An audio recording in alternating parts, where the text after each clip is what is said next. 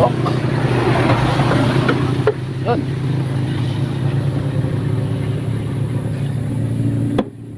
Yun. May gasket na po yan dito sa ilalim, nakadikit.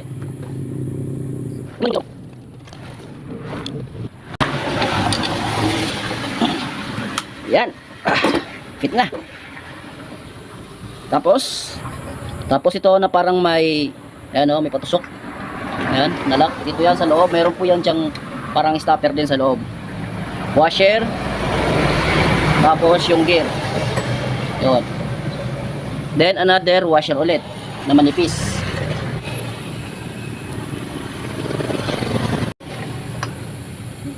Yan, pagkatutok mo, ay hindi sumabay.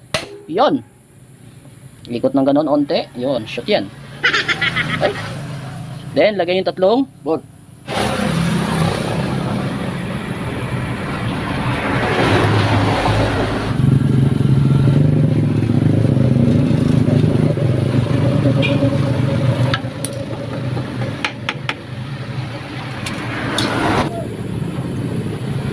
Ito dito. Ganyan. Yan. Yun. Sa kabilang side naman tayo, magbubuo. Yan, lagay natin tong spring. Spring, tapos ito. Yan, lapat natin dyan. Pasok.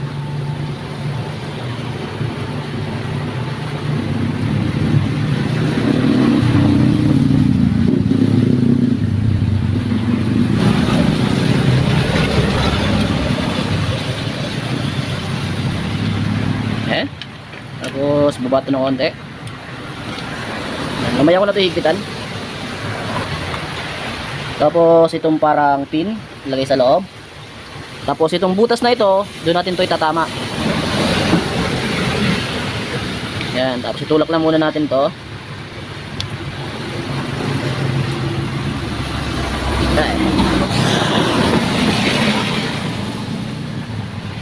Yan.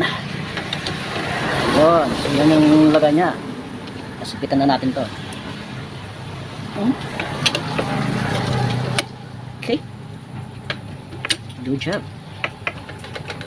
Next, yung ating shifter no. Itong gear shift. So, yan, may washer po ito dito sa ilalim. Yan o. Tapos, ito, pasok. Ito na po yung pinalit natin, no. Yun, pasok. Then, kung napapansin nyo po ito, meron po yung dito sa ilalim. Ayan, ito, dito sa ilalim na ito. Dito to papasok. Ayan, dyan. So, ididiretso mo lang naman to. Automatic po yan, papasok doon. Yun, oh. Hindi nyo ba yan? Ayan, oh. Tigas. Pero okay na yan. Ayan. Okay. So, okay na tayo doon. Maglagay tayo ng konting oil. Ayan. Okay.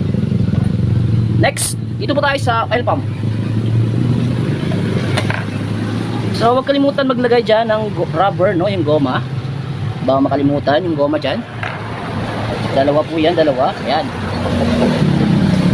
Tapos, yung ating oil pump. Okay, yung ating oil pump. Ayan. Then, yung kanyang tornilyo. Siyempre, ikpitan.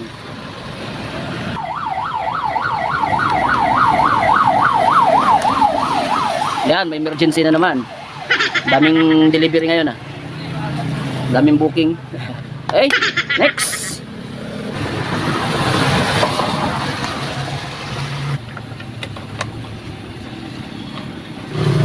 Dahil lagyan na po natin itong takip, matik na yan. Then,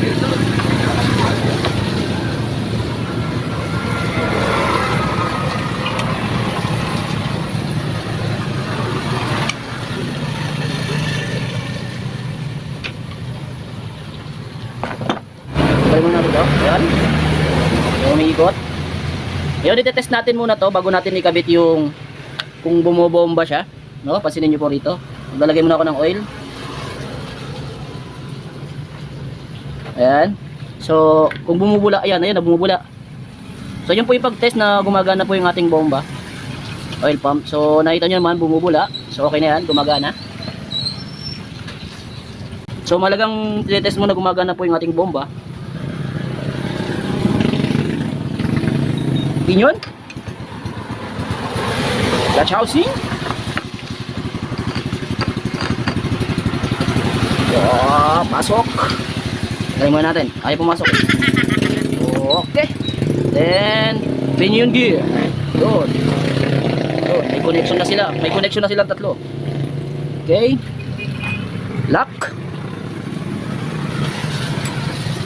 Ikot. Then, clutch pack.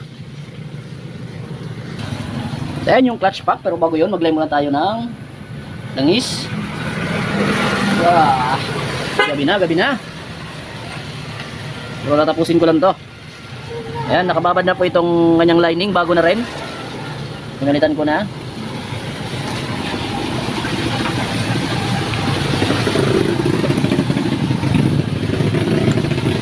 Yun. Ingat muna natin yung isa. Ikot yung isa. Yun. Okay. Tapos yung spring. Ay, yung lock nyo.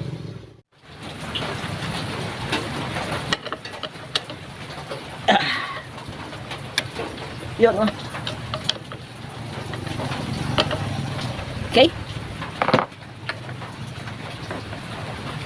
Tapos, ito. Washer. Then yung lock.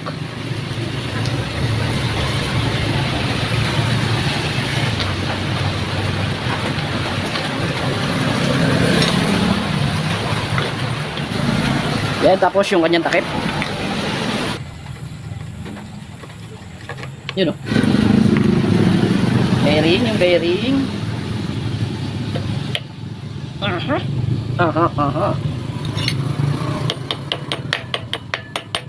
Yan. Yan. Tapos, itech. Yan, lagay yung gasket dyan. May gasket na po ito. Then, ipasok na natin.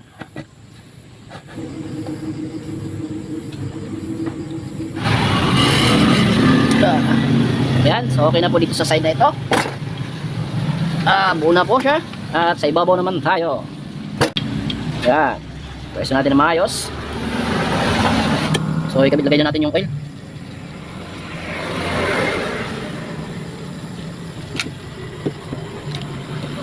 Okay. Sorry.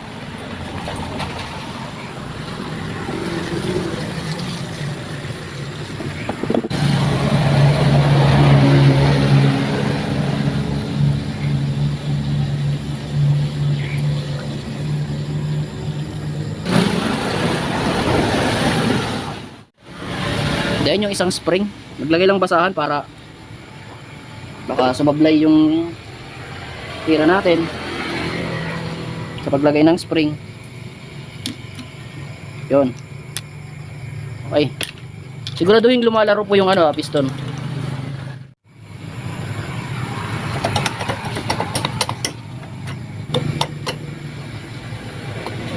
Yun. Yan, oh. Pit na pit, oh. Ang ganda, oh.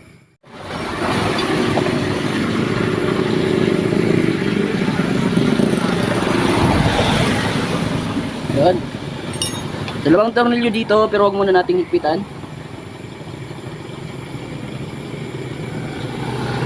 Chill lang tayo, mga pare.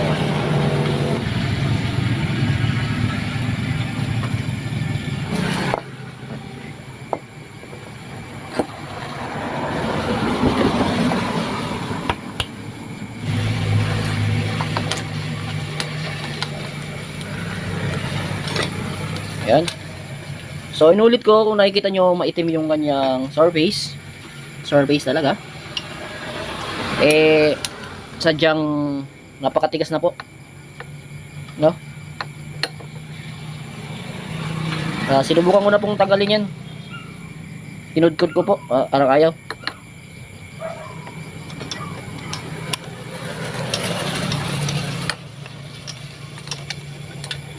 Kasi itong head na ito, hindi dapat ito yung ikakabit natin. Yung isa. yung sa 150 kasi 150 po ito, tapos itong assemble, itong head na to, tapos yung bore ay 125. Kaya nang dumating dito, medyo hindi ko na napukusan linisin na maayos, no, hindi ko ganong nakudkod ng ano, pinudkod ko siya pero ayaw matanggal.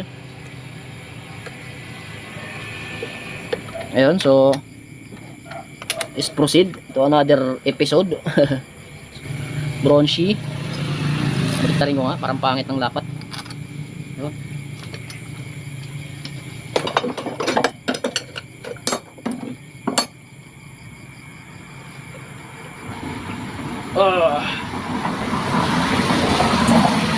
Sakit na likod ko.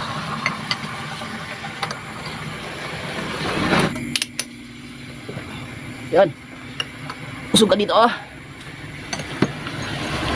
Pagkatapos na tayo magigpit dito sa apat sa ibabaw, dito naman sa baba.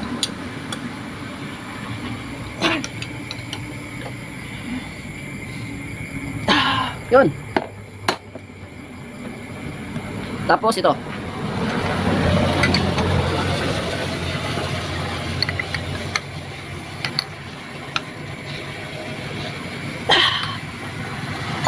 Yun. So, ito nga pala, mga tropa, kung paano tayo magbaklas ng cylinder head, may video po tayo dyan, may tutorial tayo dyan kung paano ito baklasin. So, kung napansin nyo, hindi ko na ito binaklas, kasi goods pa po ito, wala pong loss compression, at bagong palit pa lang po ng valve seal to. Nangyari ay, natuyuan lang po ng langis, yung dating pinagkakabitan nito, no? Nasira po yung kanyang connecting, dati yung, side bearing tinamaan din pero hindi tinamaan yung kanyang bore, no. Ayun, so dito namin ginamit yung bore at saka yung head. So kaya ganyan yan, may itim, hindi madali sa gasolina. Wala tayong chemicals na malupit dito na pwedeng magamit. Okay, so tama na yung paliwanag at tapusin ko na to. Okay po. Ayan, so ilagay na natin yung push rod.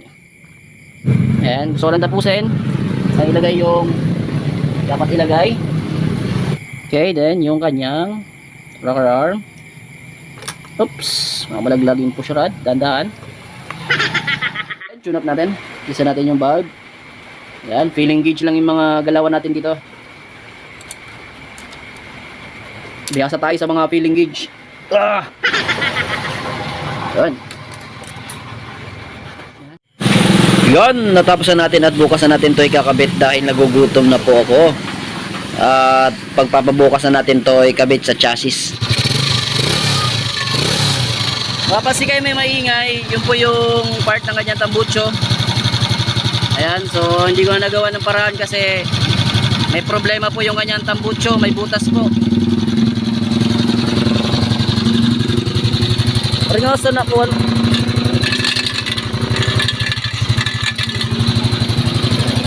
So yung mga tropa, dito lang muna tayo, no, at pasensya na po kayo sa tunog ng tambucho. Maingay po yung kanyang tambucho, may mga butas pa yung tambucho, tapos may lamang pa yatang mga bato yung loob ng tambucho. Narinig nyo naman kanina na napakaingay ng tambucho niya. Mas gaganda pa sana yung tunog nito kung pinalitan ni Bossing yung connecting rod, no, kung bagong connecting rod yung kinabit niya at dapat pinapalitan yung bearing. Pero sabi niya okay pa yan, pwede pa daw at pagtsagaan lang muna natin. Sa susunod na lang niya papalitan pag tumirik na yung kanyang motor. Okay, so walang problema. Customer is always right. At saka siya naman yung nagsabi. At saka okay lang naman sa kanya yung mga ganyang sitwasyon. Okay, so sugi ko siya dito. At lagi po siya nandito sa atin. Okay, so nandito lang muna yung video natin mga tropa. Peace out. Salamat po. So sana may nakuha kayong technique o kaalaman sa ginawa natin to. Okay, salamat po.